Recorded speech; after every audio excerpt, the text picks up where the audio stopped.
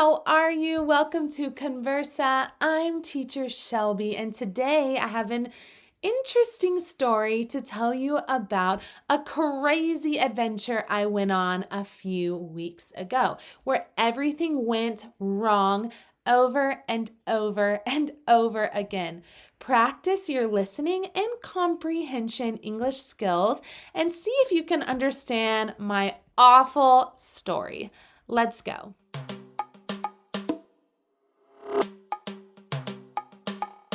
Here we go. So, my husband, his name is Dustin. Dustin and we live in Utah, which is in the western part of the United States.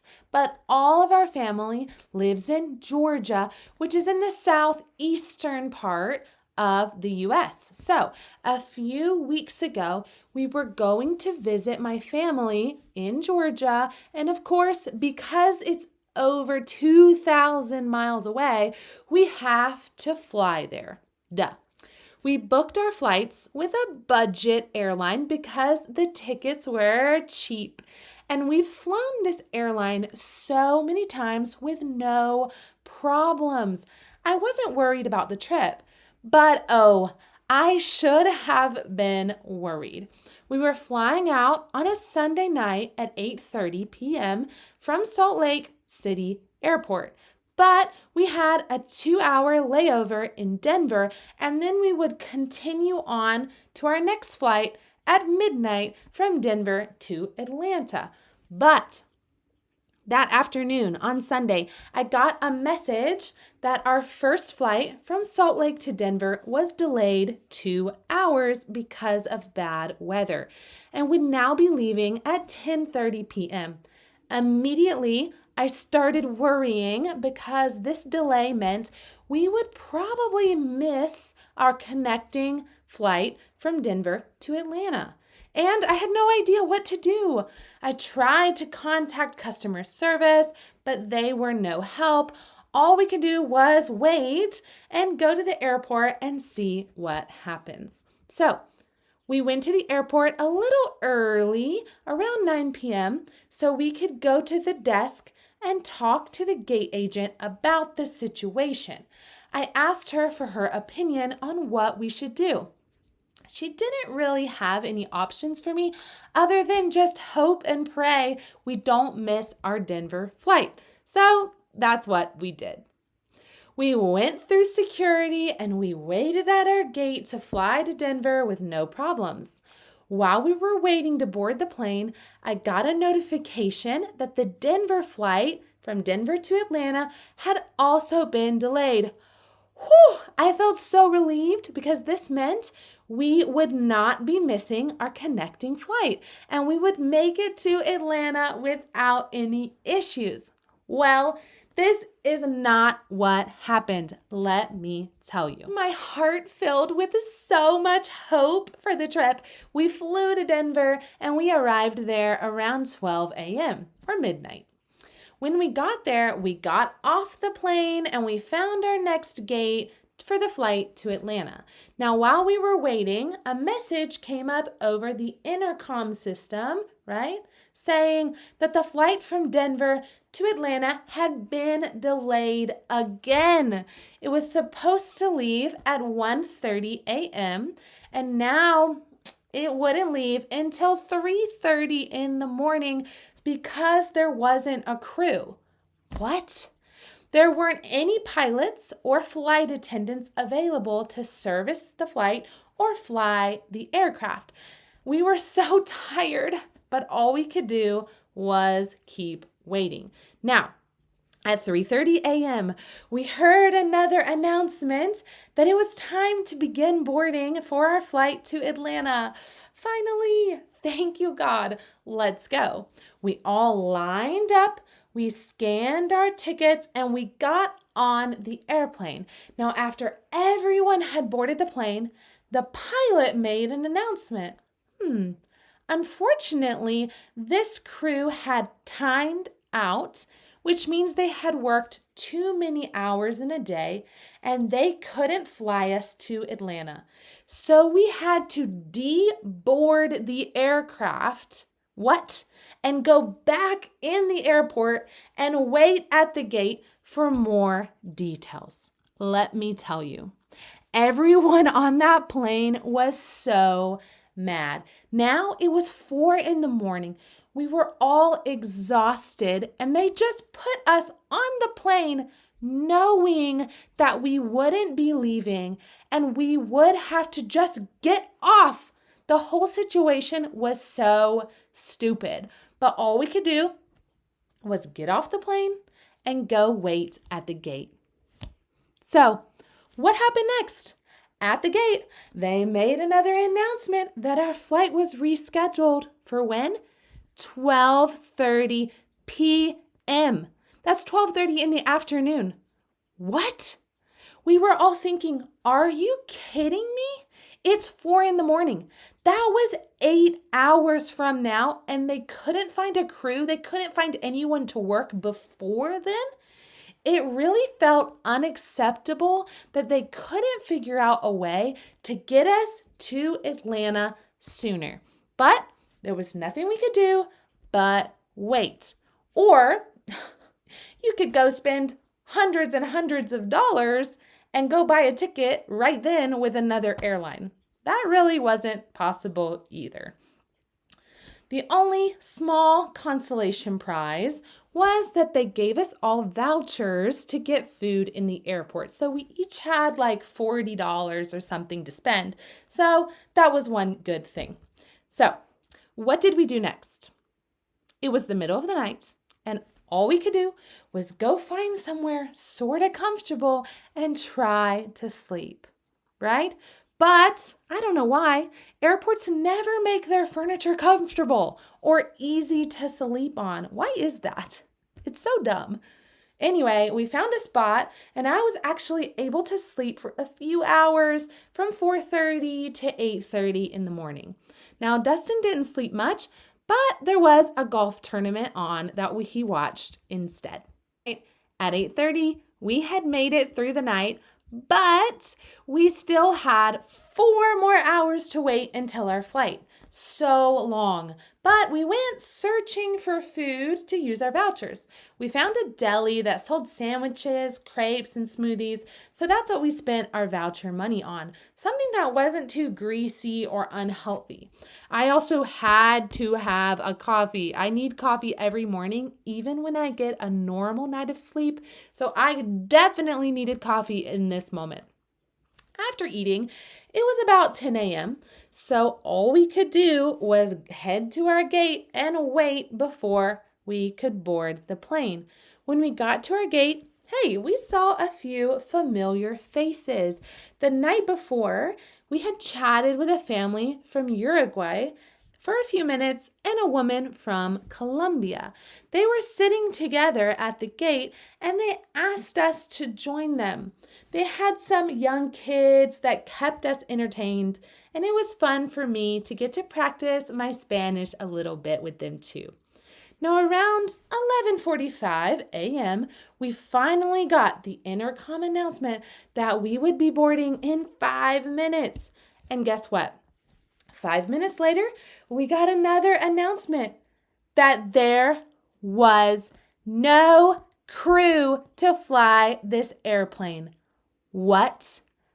Now, in this moment, let me tell you, all the people around us were so angry.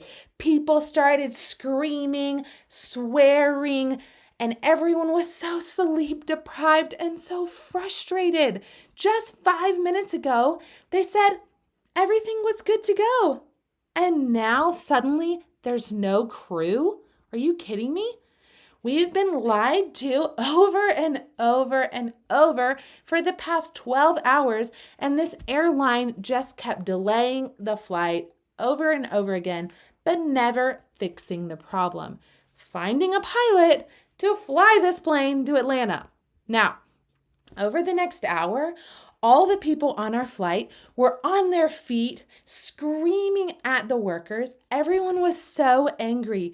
Eventually, the manager came down and told us there was nothing he could do. Now the flight would be leaving at 3 p.m. But at this point, No one believed him.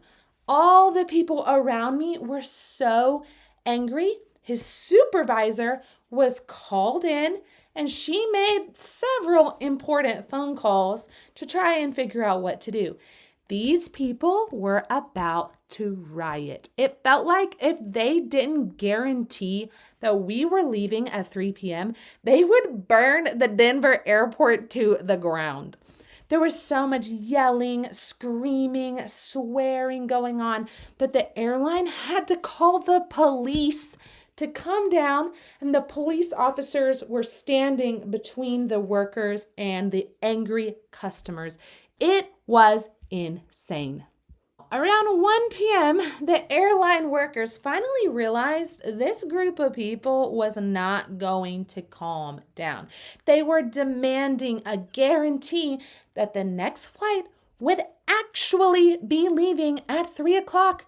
No more delays, no crew, not acceptable. Because of the pressure from all these angry passengers, the supervisor came over the intercom with a message.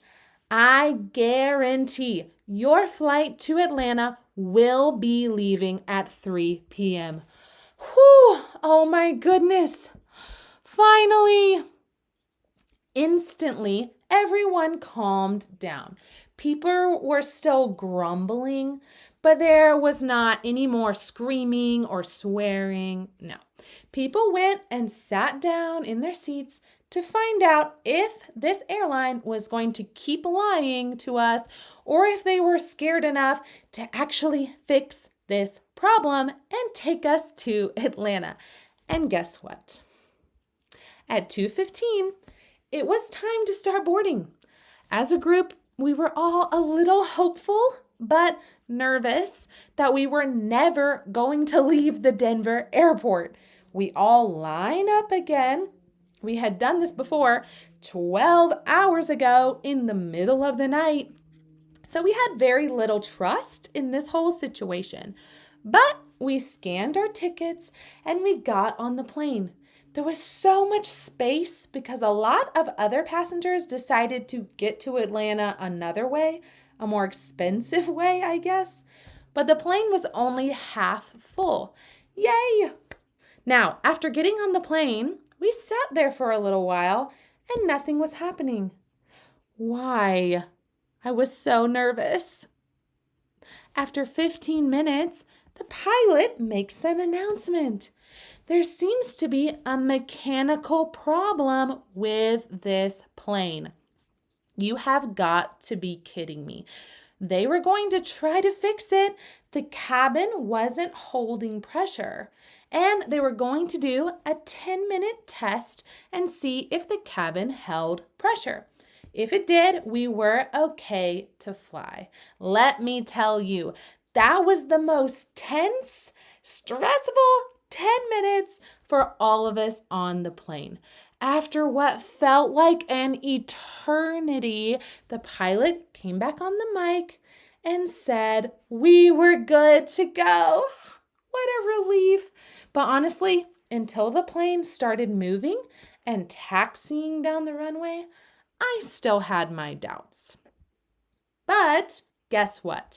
A few minutes later, we were on the move. Praise! We took off and we were on our way to Atlanta. The journey started in Salt Lake on Sunday night at 8:30, and we were finally gonna land in Atlanta at 5:30 p.m. on Monday. It took us almost 48 hours to get to Georgia, and 24 of those hours, we were just stranded in the Denver airport. Now, before I end this story, there were 3 good things about this whole awful trip. The first good thing was that we made some new friends that helped us pass the time waiting in the airport for so long. The second good thing was that we got all you could eat or drink, free snacks, free drinks, free candy, anything you wanted during the flight. And if you've flown a cheap airline before, you know this never happens. They charge so much money for every little thing. But we got all the snacks and the drinks that we wanted for free. Now, the third and final good thing was that we got vouchers to fly for free because of this whole situation. These flights cost $95 each, but the airline gave us vouchers for way more money than that. We got $250 each, $500 total to fly for free. So that did help me feel a little better about the whole situation. And of course, after this whole thing, we finally made it to Georgia and got to spend a week with my family, seeing my mom, my dad, my brother, my grandparents, my cousins, everyone. We spent a lot of fun time together during the week, and that made this whole crazy situation worth it. Now, what did you think? This is a true story, by the way. I didn't make it up. This really happened, and it was not fun at all. But I hope me telling my crazy story of being stranded in the airport in the middle of the night helped you practicing your listening and your comprehension English skills. Who knows when I'll be back with another crazy life story.